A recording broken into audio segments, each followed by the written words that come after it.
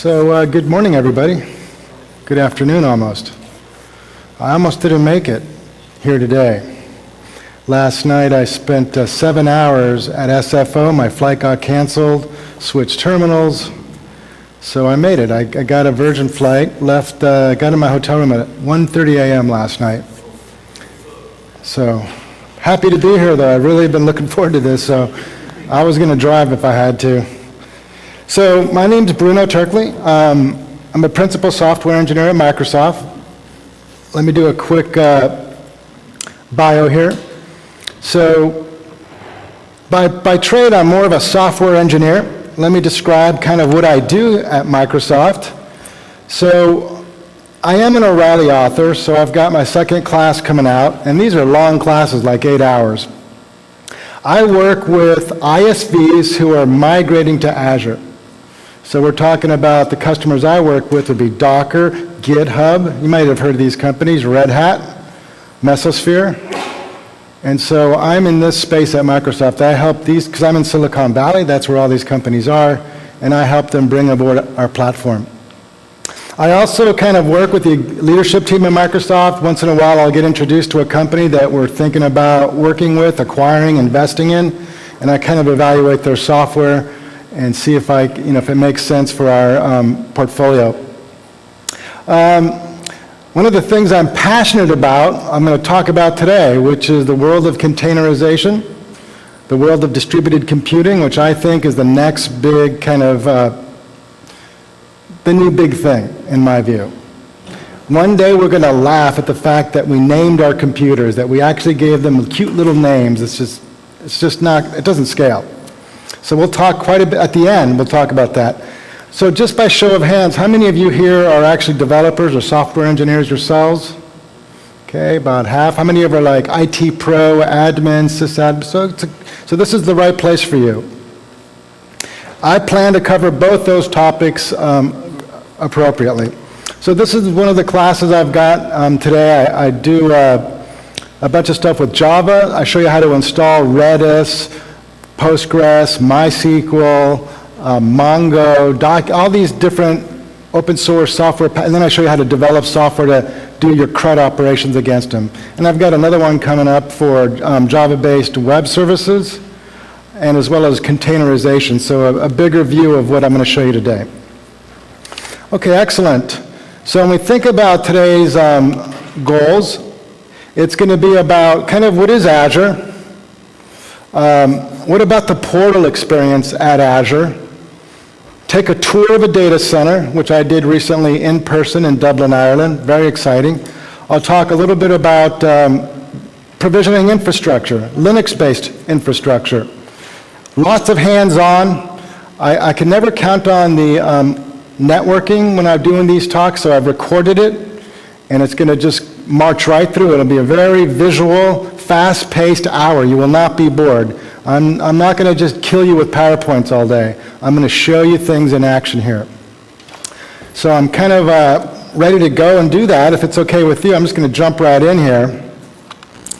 So when you think about our data centers, and I'll show you kind of the map of it later, basically you have 24 global data centers, and if you think about cloud computing today, you look at the 3 big cloud providers.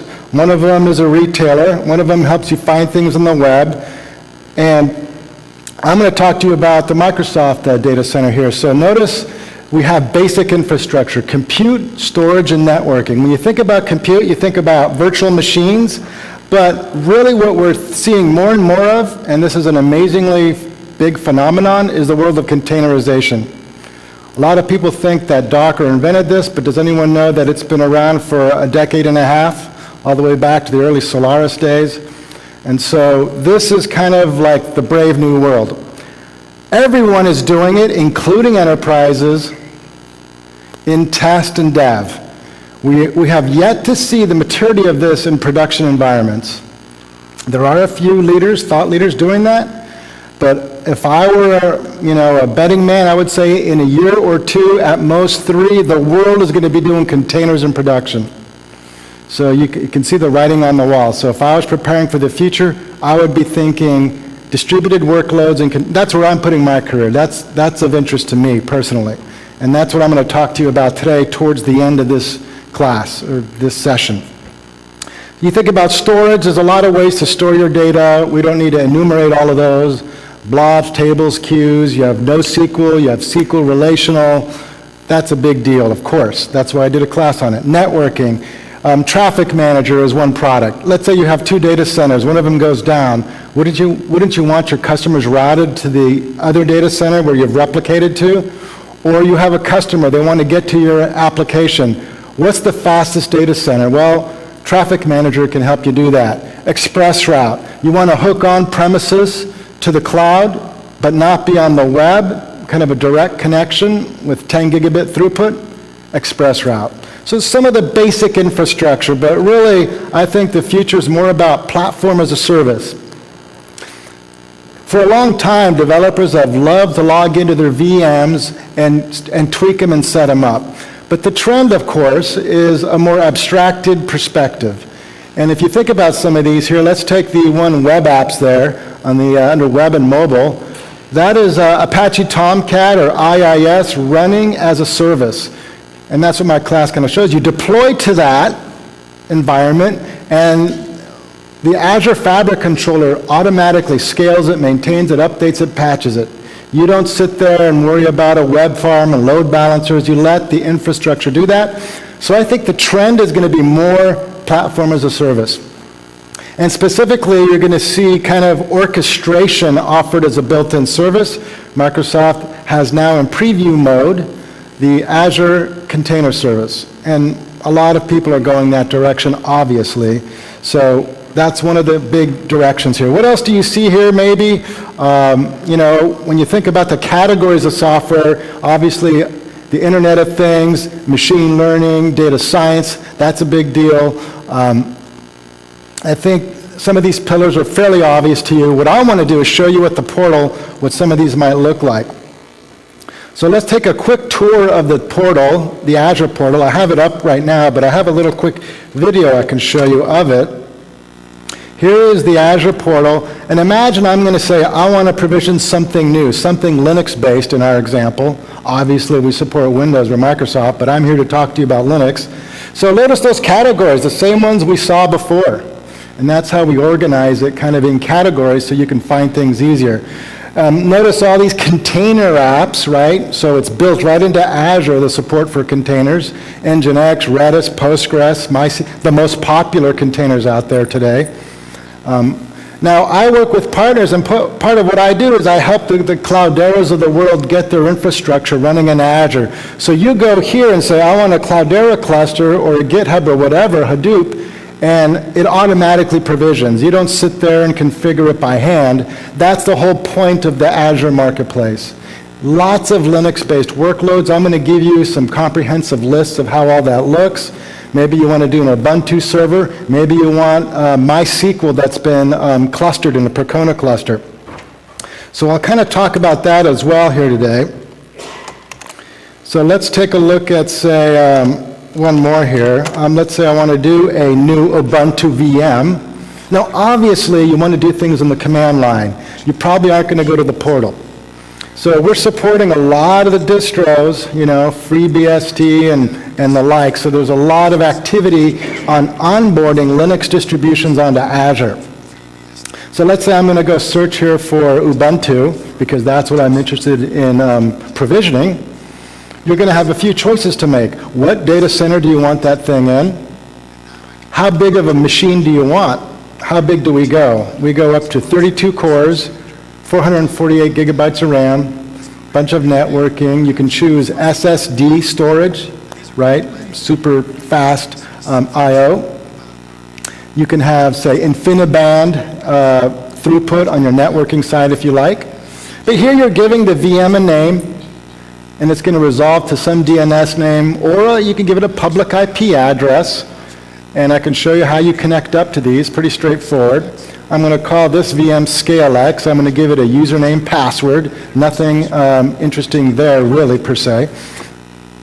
So size is that next number 2 option there, and in size, essentially, you are defining the size of the VM. Maybe you want to calculate, did you see it in the paper? They calculated a prime number to 22 million digits. Maybe you need the power of the G5 or a set of G5s. So these are all of our machines we have available. DS series means SSD storage, but we have ones that are optimized for high CPU, ones that are optimized for high memory, and so on, depending on the workload, right?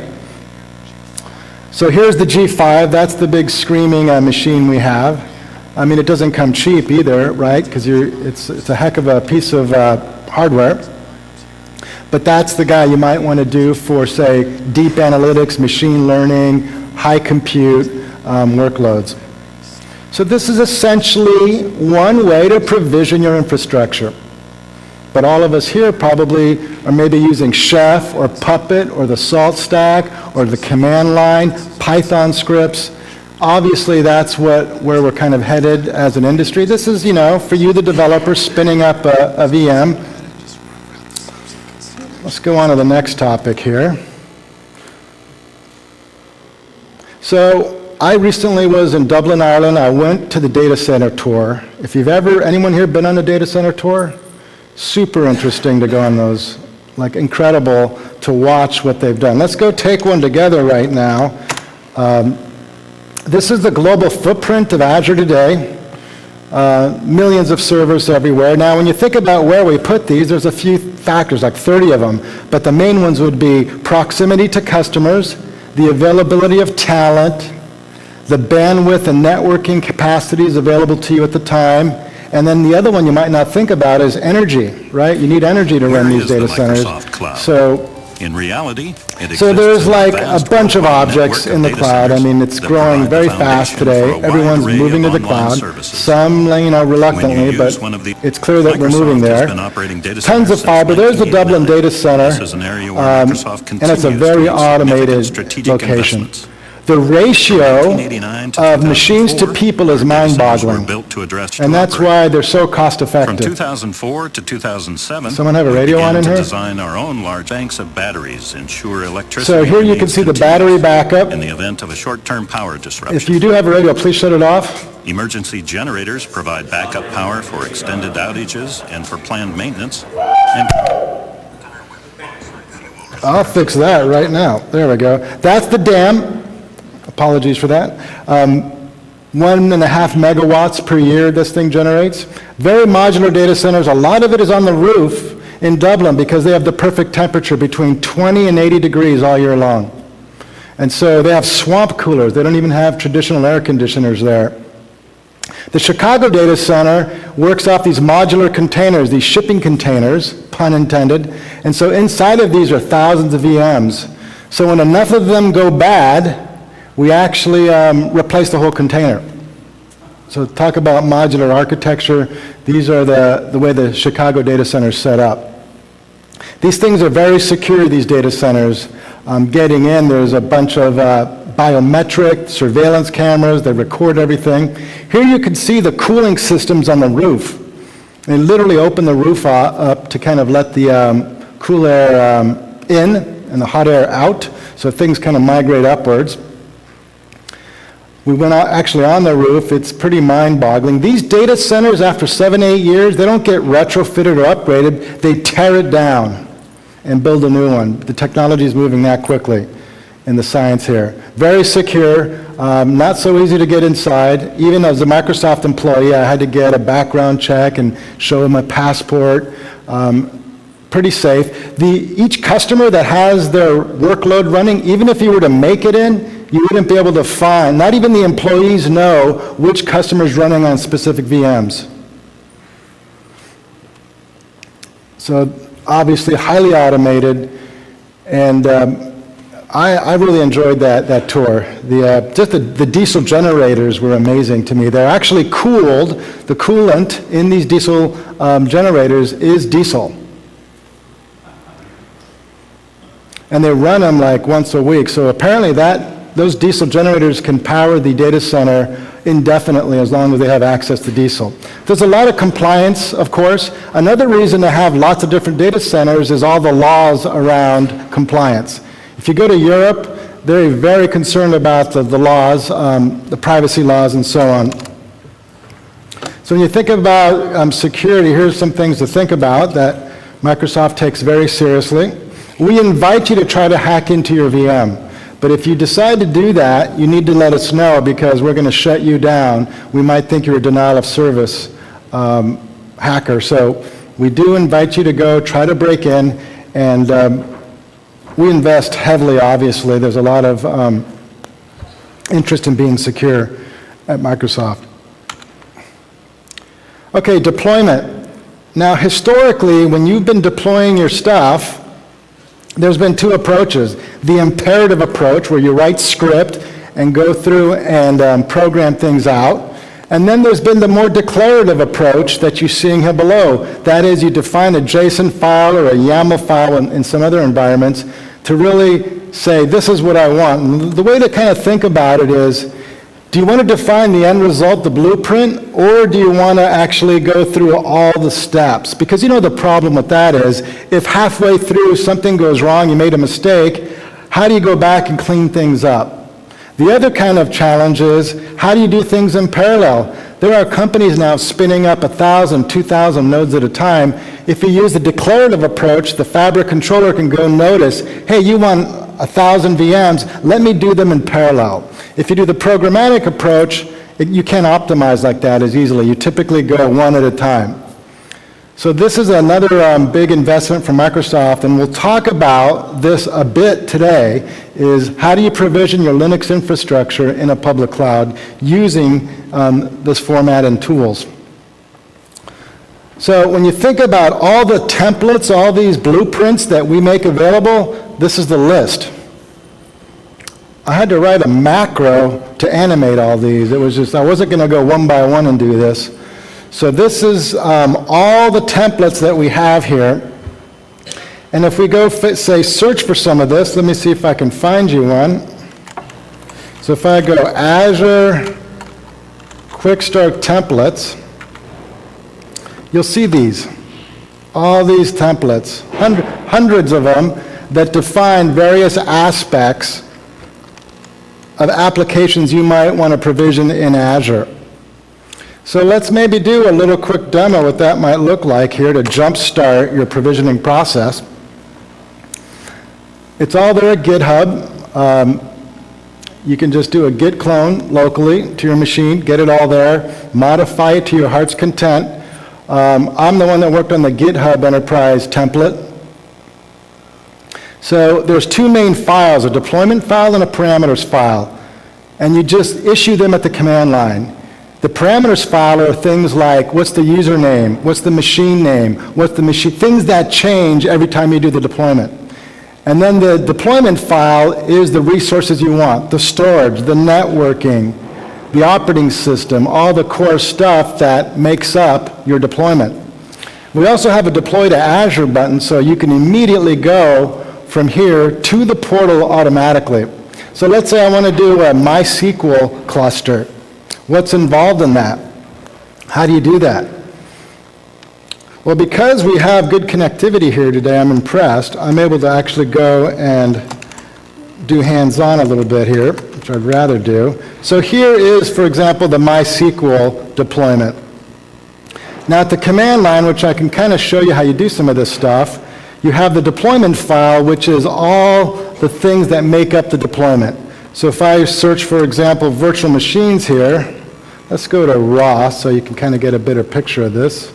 So if I search for virtual machines, you'll see here the virtual machines that I'm going to provision. Now notice they're passed in as variables and parameters, the network card and so on. So this is the custom extensions. For example, here I can actually execute scripts from these templates after the provisioning takes place. And this is good if you want to do things like create a database, set some permissions, code to execute right after you provision the VMs. So here are some of those extensions. Now if we go back to the command line, maybe we log in over here. So here's GitHub, the one I worked on. So if I look for Azure Deploy over here, you will see my Azure Deploy file. Let's go and take a look at this one real quick. We'll go to, say, the resources section, because there's 3 sections here. There's parameters, variables, and resources. But resources is where you define your storage account. Let me put some line numbering in here. Notice on line 85, we got the storage account, your public IP address, and so on. So you specify your networking, all the stuff that represents your deployment. And then on the command line, I have a file here, well, I'll just bring it up here, deploy.sh. You just say, go ahead and create, put it all in a resource group. It's just a name where you group everything together. Put it in the West region, and here's my deployment file that we just talked about. You pass in the deployment file. That's where you define your infrastructure. And that parameters file is the things you want to change, like the name, the location, and the hardware. So to sum this up, what I'm showing you is the declarative approach we take to provisioning. Go back to the deck. These templates. So let's take another quick kind of review tour of this. So there's the command line that I showed you, and there's the deployment file with the resources, which is what you want to build out, and you essentially execute it out. So that the basic structure is as follows. It's a JSON file with 3 sections, and the 3 sections are parameters, variables, and resources. This might be a TMI scenario where, hey, too much detail here, Bruno. But again, it's useful to know that there's this declarative approach to building out your infrastructure in these 3 sections. And there I kind of explain what those 3 sections do. So in resources is where I'd actually type things out. So I'd go and edit that resources. I would add my networking, my compute, my storage, other things that I want. Even scripts I want to execute automatically after provisioning.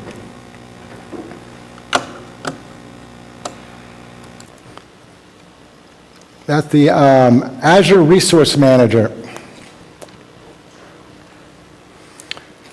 Okay, so deploying GitHub, I kind of talked about that one. That one's pretty straightforward. What I will show you is basically how you can go and remote in. So that's kind of obvious to most of you that are developers or admins, just remoting in. It's what many of us do day to day.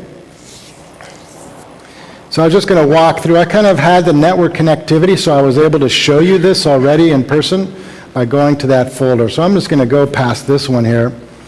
Let's talk a little bit about MySQL. That was that one template I showed you to do a MySQL cluster. So if you think about the infrastructure we want to do in this case, it would be you're going to have your application tier, and you're going to build out your web tier, whatever that might be. And so what this template's going to do is build out that lower infrastructure, the data tier. 3 kind of load balanced MySQL VMs with a Percona cluster. Now the template that I showed you, it's going to have to provision a few things. It's going to provision all that in one template. So really in one command, I can build all that infrastructure out using this template mechanism. So I think that's really the takeaway here when you think about the Azure Resource Manager, is I can start building out this infrastructure with these JSON files at the command line. And so there's tooling called the Azure Cross-Plat CLI. So if I say Azure by itself, you'll see all the commands that I can actually execute. I could say Azure, for example, VM list. And this will go ahead and list out my virtual machines, provision new machines, etc. And then obviously with this, I can pass in those templates as well. So I can do it manually in the imperative way, or I can pass in these big complex templates. I'm going to fall soon. Is everyone okay? Are we in good shape? Okay, so I wanted to show you real quickly maybe at least the clone command here. So the way you would start working with these templates is as follows. Go to the GitHub repo, grab the endpoint here, go to the command prompt in some folder, and do a git clone of the template mechanism. Once you do that, obviously, all those hundreds of files are stored locally on your machine, and you can go edit them, and you're ready to go at that point. So I'm going to go to the Azure Quickstart templates folder now that it's been replicated, and you can see, there's everything here that you could imagine, just about everything. So in our case, I was talking to you about the MySQL Percona cluster. Well, I just go into that folder, and you can see the files that make that up. So those are the files I go edit. Now, if you notice that Azure pxc.shell script there, that's the actual, let me go back a second. That's the script that executes after provisioning on each of the VMs. So that's the mechanism that allows you to go in after deployment and do some work that might be relevant for your deployment. It's called a custom script. And then, of course, the templates, which I talked to you about as well, and that is the things that you want to pass in, the parameters part of it, the name, the username, and various things that you want to be able to pass in during deployment. Okay, great. Talked about this one already. Let's go to the next slide. So why am I showing you a picture of a truck with Gerber baby food on the back? What's the point here? Anyone know where I'm going with this? This revolutionary technology? Well, this is essentially the birth of the container back in 1956, when this was the breakthrough at the time in the world of shipping, and clearly this has been a breakthrough as well in our industry. So Docker and containers. How many of you are in the space of containerization in your role today? About half of you are dealing with this, so you're going to find that it's one of the growing trends. And the reasons are pretty simple. I'll get into the value proposition in a second. But the ability to break things down into running containers is changing a lot of things. The speed of deployment. Let's get into the things that are enabled by containers. Some of the value proposition. You can run these apps in isolation, and I'll give you kind of a lower level diagram of that in a moment, but essentially you can start deploying app A and app B. Each one has their own dependencies, and they don't interfere with each other. They might have different glib libraries they're using, and you can actually run them in parallel without a conflict. That's a big benefit. How fast do these containers fire up? Seconds, compared to VMs, which are in general a minute or two at the best. So running apps in isolation, you're abstracting the plumbing, you're democratizing distributed apps, because now you can start bundling them together. And we'll talk about that later. I'm going to show you Docker Machine, Docker Swarm, and Docker Compose. Getting them into production's a lot more fast.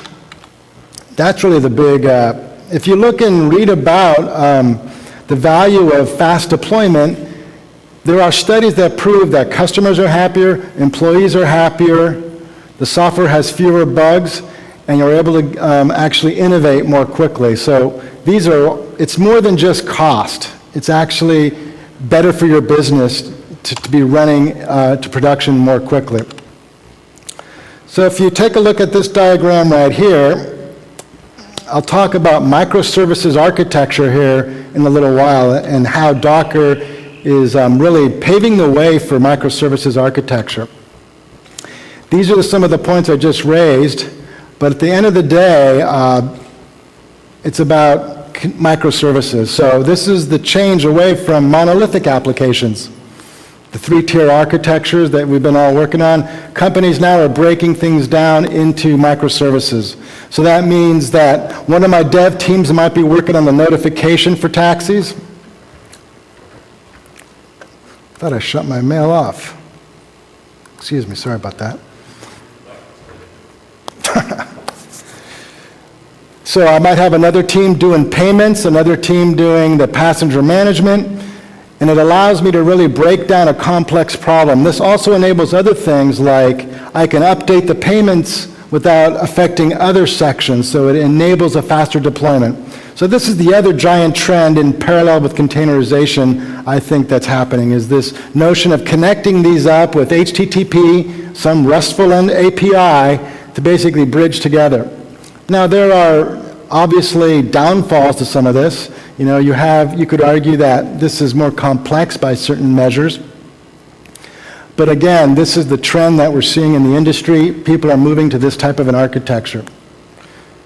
It ends up, the bottoms and the lower, the things brought up in the lower right are the main reasons. So when you think about a Dockerized app, I know you're not here to listen about Windows, but Windows 2016 will be containerized as well, released sometime soon. It's just the way people are going with their technology today. So when you think about Docker containers, we'll talk about how they can run anywhere. So this is the new architectural style I was talking to you about, the microservices. Now if you think about all these images you can go get from the Docker repository, right, and the Azure has the same repository, people just download these images. When you run these images, they become containers. That's the vernacular here. These are all the available images. So if I want to stand up Nginx, I just go and say Docker run Nginx. If I want to run MySQL, Docker run MySQL. We have still to prove that you can run MySQL and Postgres at high scale in a containerized world, right? This is good for dev and test, but the world has yet to see whether this is going to work in production at high scale for databases. We know for web servers it kind of meets the need for the most part because you can just add more containers. But these are the apps that you can go get today from the Docker repository. And you can reference these from inside a template, an Azure template that I showed you before. So containers can also be deployed through the templating mechanism. So this is just another kind of reiteration of microservices here. And in a moment, we're going to take a look at how you go provision these and run them at scale in a cluster. Again, it's the new architectural style we're seeing in the way people are writing their applications.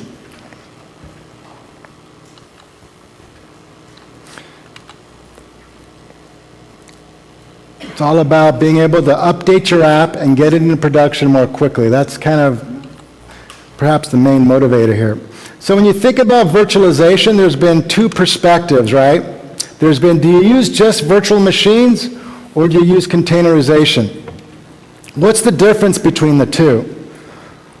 Well, when you think about virtual machines, if I want to start up my apps, I got to start them up in different VMs, and I spin up a new operating system on top of my host OS. So that guest OS is VM 1, 2, and 3.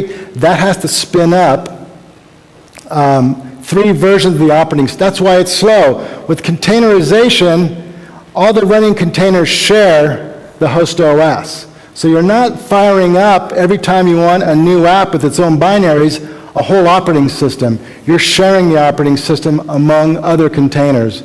And that's the real value proposition that we have here, is that you have one operating system with containers, but 3 operating systems booting with virtual machines.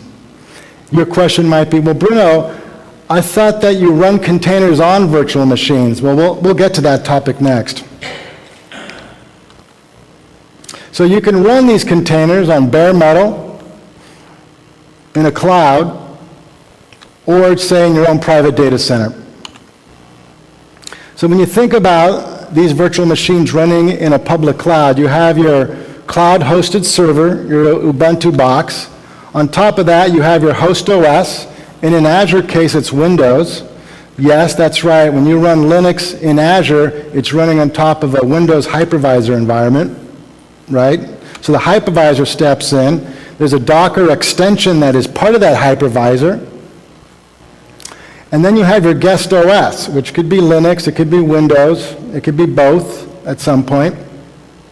Now when you think about the guest OS Linux, on top of that you have the Docker daemon. So when you install Docker, a little executable, a kind of resident application, a daemon if you will, runs. And then the container is managed by that daemon. And that daemon communicates with the Docker extension to kind of make it all happen. And then app A and app B can be running in a container, although in general you run one app per container. And then another container can be running other apps as well. So that's kind of the high-level architecture of a running container in a public cloud today. You might argue that there's double virtualization happening, and there is. And I think the primary reason is there's a security issue here. The world is still trying to work out the security model for containers and whether or not in a multi-tenant scenario you're comfortable with your VM running alongside someone else's VM with containers. So if you think about what you're really getting here, if you notice in the containerized world, app A and app B each have their own dependencies, their own binaries, their own libraries, and they don't have to be synchronized. They could each have their own version, maybe different by some small thing that would make app A and app B incompatible if they run on the same VM. But in the world of containers, they each bring along their own version of the binaries and still be able to share the operating system. But if I want the same thing with just a virtual machine, I actually have to do what? Bring up another VM. And that's where the slowness comes into play, is that you have to bring up another whole VM just because there's application binaries or libraries that are not compatible. We talked about these. Yes, sir. Question. When we're running the Docker engine in our Linux host, that for connecting to your Azure fabric is using the Linux agent or? We have, our hypervisor has an agent that manages that conversation with the Docker daemon in terms of its visibility and orchestration in the cloud. It's different than the Linux agent that you generally install on the Linux VM instance. Right, but and I'll talk about the Docker daemon getting installed in a moment, but yes, there'll be like a swarm agent and in that environment, if you're doing swarm, and the Docker daemon at the same, both of those would be running on the Linux VM. I'll demonstrate that actually. There's a pretty cool demo coming up in a minute. Thank you. So that brings up kind of the next point here, orchestration. How do you decide where these containers go? You have 100 machines in the cloud. Do you really want to think about where those containers should go in that cloud? Now there's a lot of technology that lets you define, well, I want my cache to be with my web server, or I want my WordPress to be on the same server as you can set up those affinities. I'm not going to get into all those details, but in general you want to just say, go deploy this. I don't want to have to worry about what machine is available, how much room I have left on it because of other containers, and so on. So that's the kind of, brings up these technologies today. And I would add to this the Azure Container Service, which is in preview today. So these are some of the big products that orchestrate the running of your containers in the public cloud. In fact, I just did a video with Mesosphere that's going to be released soon around orchestrating Spark and Kafka and a large workload automatically orchestrated by their software. So when you think about this space, Docker Machine is the approach I'm going to talk about today. I'm not going to get into some of the other ones because I have some demos here that might be interesting to you. Docker Swarm, Docker Compose, and the Azure Container Service. So Machine is going to allow me to set up Docker on any number of hosts. It helps me provision them on a bunch of raw machines. Docker Swarm lets me have a clustered network. Docker Compose lets me define the way I want my applications to be bundled and deployed on that network. So the great takeaway for you today is to have a working knowledge of what these things do, because they're fairly significant in the world today, is Swarm, Compose, and Machine. Now you could argue some of the other products out there are competing for this. The world is still determining who's going to own orchestration. Is it going to be Mesosphere? Is it going to be Docker? and the other public cloud providers, there's Kubernetes, right? Amazon has their container service API. Who's going to control orchestration in the future? That is yet to be determined. So this is what I want to demonstrate to you today. So step one is, how do I provision the VMs here? How many do I have in this particular case? Well, I have my client, right, but there's 4 really I want to provision. The swarm manager, think of that as the master node, and then 3 slave nodes or swarm nodes. So my running containers are going to be put on 2, 3, and 4. Notice I'm also going to want to install the Docker daemon and the swarm agent here. But the one that's going to do all the work for me is the swarm manager or the swarm master. So I'm going to basically say to the swarm master, and I'm going to show you this, go run my containers. It's going to figure out everything for me. I don't have to think about these 3 nodes. To my software, it looks like one big container to run my workloads. And so that's what we're going to look at first. The first step is to use Docker machine to provision these 4 machines in Azure. So let's look at that. So I'm going to build up a little shell script that's going to show you the various commands here. I'm going to need to put in my Azure subscription ID, and I'm going to create the master and the 3 nodes. So what we're doing now is just writing a little shell script that I'm going to execute to create those in Azure. There's nothing really fancy here. The assumption is that I have Docker machine installed on some VM in Azure. And this client that's going to control everything is going to set up my environment. And that's what we're doing here. We're setting up a swarm cluster here. So notice the command here to do the master and the 3 nodes.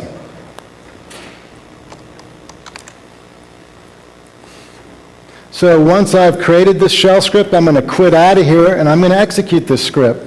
And we're going to see it actually create the 3 VMs or the 4 VMs in Azure for me. So let's go ahead and run this thing. Now, through the miracle of video photography, I've shortened this down for your benefit. So I think it took me about 7 minutes to run this, but you get to see it in less than 30 seconds. So what it just did is it set up those 4 machines with Docker. You can see in the portal that I'm part of the way through. So they're showing up at the portal now. The VMs have been created, in other words.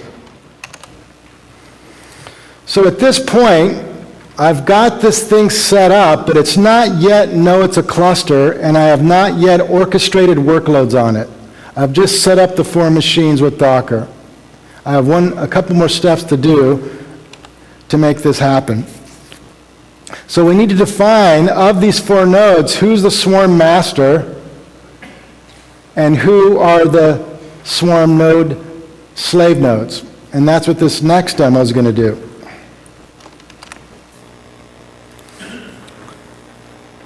So we're going to run this command to create the swarm. It's going to basically say, okay, I'm creating a swarm. You're going to get this cluster ID now that you need to track. It's that in the green box. You need to keep that. That represents the ID of the cluster I'm creating right now. I haven't fully assigned everything yet. That's what this command is about. I'm going to now define the master node with the following command. It's pretty straightforward. I don't even need to name machines. I just say, this is swarm master. You can see that word there. Using that token we just copied. That's the cluster ID from the step before. And I did swarm master. Now I need to do the 3 nodes. So let's now write that same script practically for those. It's going to be very, very similar. You're not going to notice a tremendous amount of difference for the next ones as well. The nodes themselves, let's do those. It's going to be pretty much the same command we saw a moment ago. Obviously, I've created some certificates to be able to do this at the command line, the OpenSSH command. I've uploaded those certificates to the Azure portal. So we're just creating the nodes now. Okay, when this command finishes, we have our swarm cluster. What do you think is the final step, the coup de grace over all of this? What's the end game here? To run containers. Not only that, to be able to scale those up and scale those down with just a simple command. So there you can see my nodes here. Notice that the Docker machine ls command lists all the nodes in my cluster. Again, this is in some data center in Azure, who knows where. But the ultimate next step is to start running containers on this infrastructure. And I'm just going to say, I'm going to define what containers I want to run here in a moment. So at this point, we're very close to actually doing something useful. We've already got our environment set up. Now it's just a question of defining which containers or images I want to run. Those images become containers at runtime. Okay, excellent. Let's go and do that.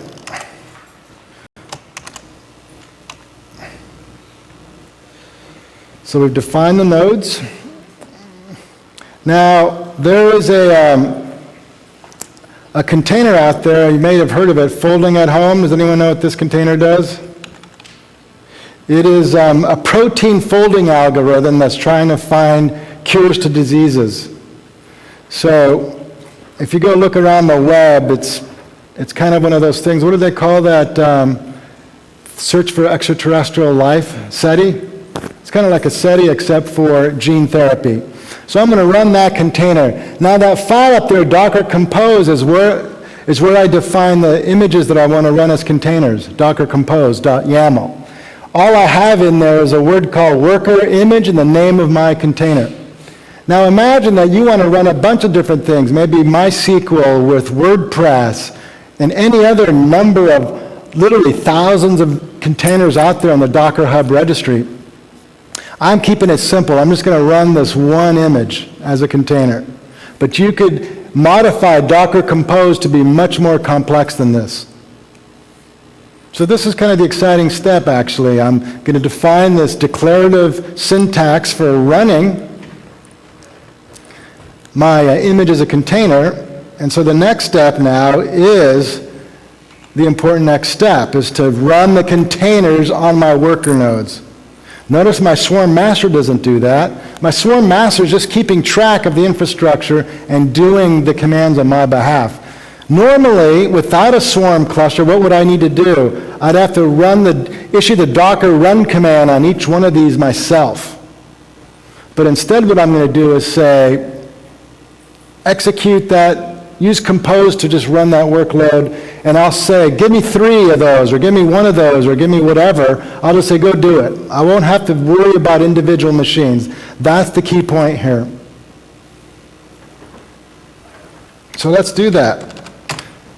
It's so amazingly easy for this final step. So I'm going to basically say, every command I issue now, send it to the cluster. Not to the machine that I'm on right now, but every command from now on, send it to my Docker swarm.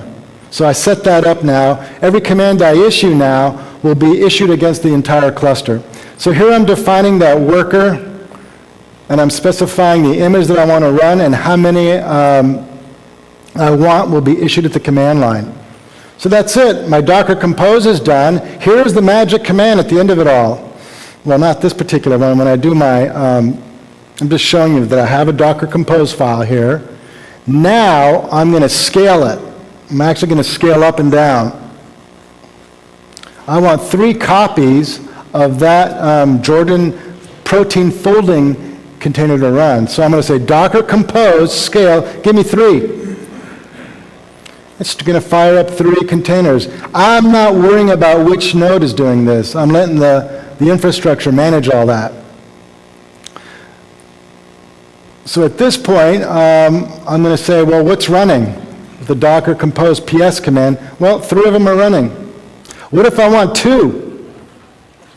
I say Docker Compose scale equals 2. It takes 1 away.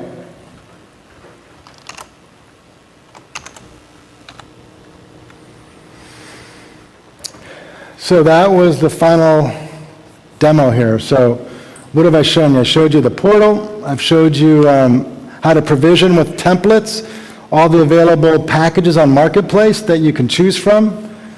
And then I kind of showed you the whole microservices, containerized world on Azure. And where I think the next level of activity in the cloud will be is running containerized workloads.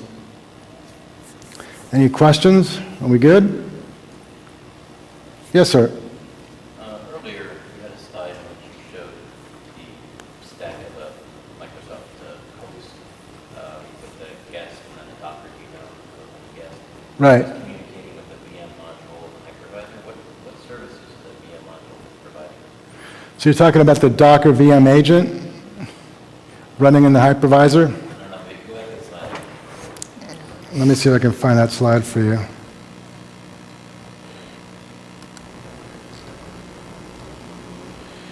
Let's find that fancy drawing that we had.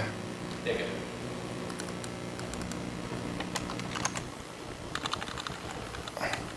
The Docker VM extension, what services? Because that's running outside the scope of guest. Generally speaking, Docker doesn't require services outside the scope of guest.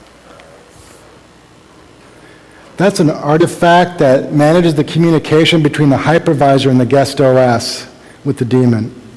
I don't have... Why is there Docker-specific communication required?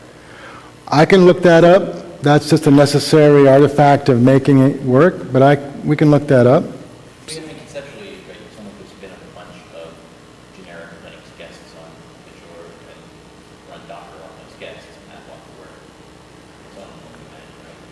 Generally, run Docker on arbitrary VM. It might even be there to notice that if these are active or if they've failed, it might be looking at stuff like lifecycle of the running guest OS to make sure it's still active. So it might be a mechanism just making sure that keeping track of what containers are running. So remember when I did Docker Swarm and I said PS? Maybe it's this extension that goes to the hypervisor and says, give me a list of the running containers.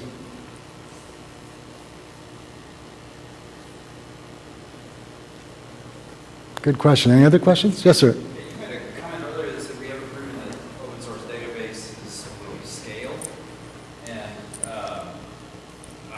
where is that coming from? I mean, there's a little internet service we may have heard of called Instagram that uses Postgres on the back end and processes like 10,000 updates a second. So what is your definition of scale?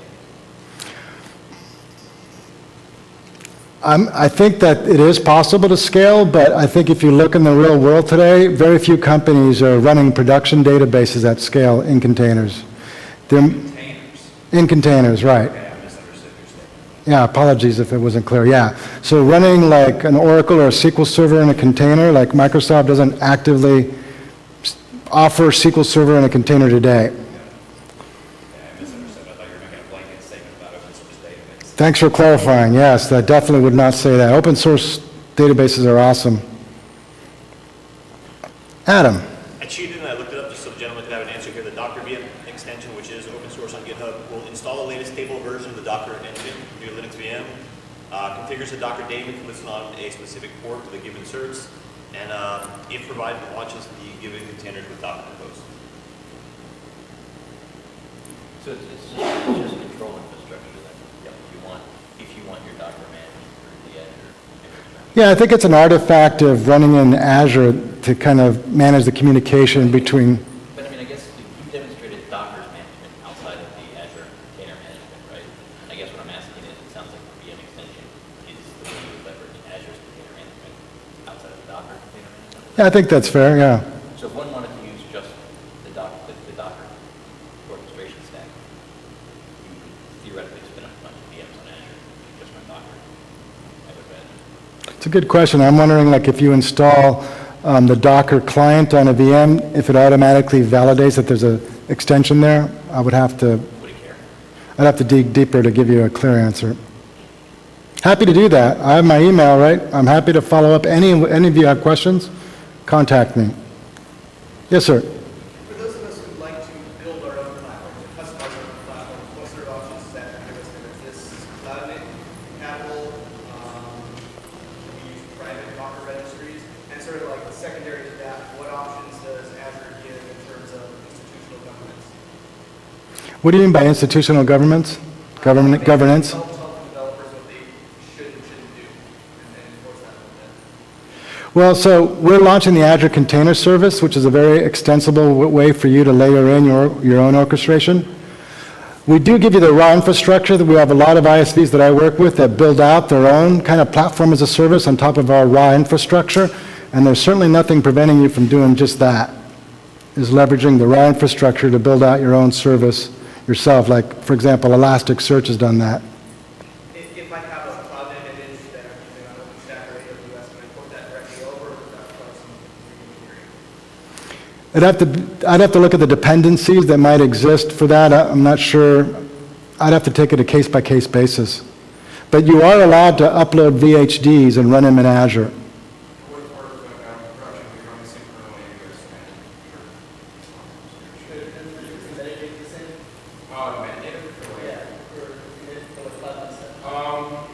I have to look at that, I'm not sure.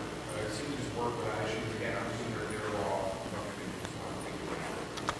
So I don't know. Happy to follow up. I'm easy to find. I'm all over the web. I like following up, actually, because I learned something. Great questions. Keep them coming. What time is it?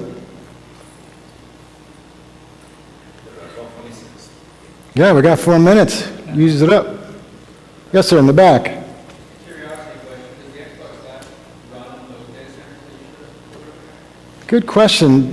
You're a gaming guy, Adam. Do you know Xbox? The question is about where does Xbox run? Do you know? On Azure. So it's in Azure. I don't know if we publish the data center. It's probably replicated worldwide for proximity to customers. Yeah, it depends on which game, which services, because I know Halo's got use services, like there's bazillions of systems being used all over for. And I think it's starting to leverage open source even. I'm not 100% sure. Sir, do you have a question? Yeah. Do you have any tools in Azure for migrating from dedicated servers to cloud? For example, I have servers that I run cPanel with 20 hosts, for example. Do you have any tools to migrate all data to cloud What exactly you're trying to migrate over? from dedicated server running, for example, data center to cloud? So what operating system are they running? Linux, Which flavor of Linux? Linux, Red Hat. Yes, we directly work with Red Hat now. You'll find in the next month or two, you'll see full support. Microsoft's in a strategic relationship now with Red Hat, so those should come right over as is. I run the cPanel, so I can easily migrate to another dedicated server using cPanel. But do you also support cPanel? So, what? I'm sorry, what was that last point? Last question was that I'm using cPanel for managing. See what? cPanel. cPanel. Not familiar with that. It's software for managing that. cPanel. Oh, cPanel, okay. No problem. Follow up with me. I can look into that for you. There's my email. I can find out about cPanel. I think I saw cPanel in template, actually. So I think it ought to be supported. Yes, sir. Any plan to have the community-based Centos supported? Which one? Centos, It is supported today. but that's it's not the community version, it's the logic. Open Logic. I can find out. But I would say it's probably compatible, I would imagine, with your flavor of CentOS. He was asking about, there's a community edition for CentOS.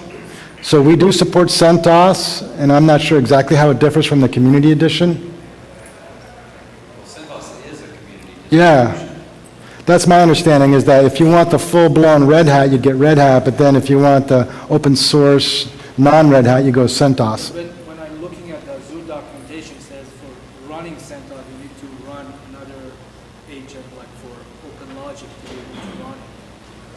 When you want Email me with that. I can find out for you exactly what that means. Happy to help you. Excellent. Yes, sir. For the templates you were showing, the JSON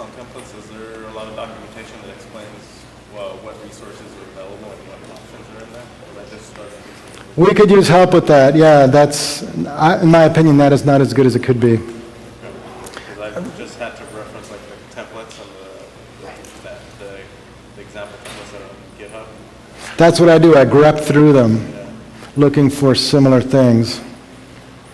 Agreed. If there wasn't anything else. My O'Reilly class talks about it. Yes, sir. Is there any like third-party node tests? Because we are running a Linux on Hyper-V. Right. At the end of the day, like the hypervisor is on Right. Hyper-V. I understand that the Hyper-V was like somehow from Zen and then revolutionized in Microsoft. But Thanks, everybody. how, like,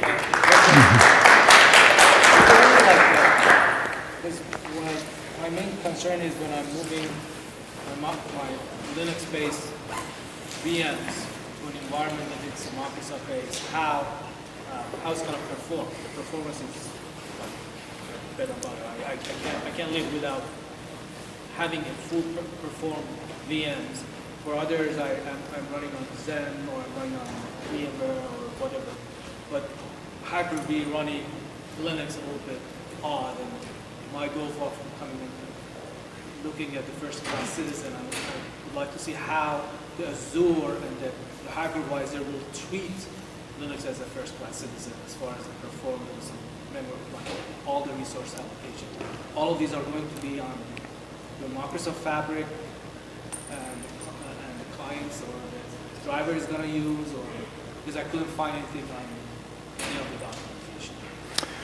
Well, my first answer would be there's no substitute for testing yourself and really finding out if there's gaps. And if there is, we can work with you to figure out why it's happening. But as with anything, when you talk about performance, it's all contextual about the workload, the type of hardware you've chosen, the flavor of Linux. I hate to give you kind of a wishy-washy answer, but ultimately it is about, let's test it, let's compare it, and figure out where the gaps are. I agree, it's a fair question. I missed the first part of it. Where can I find these slides? I'm sorry, Where can I find these slides? I haven't posted them yet, but I will post them. And where would that be on?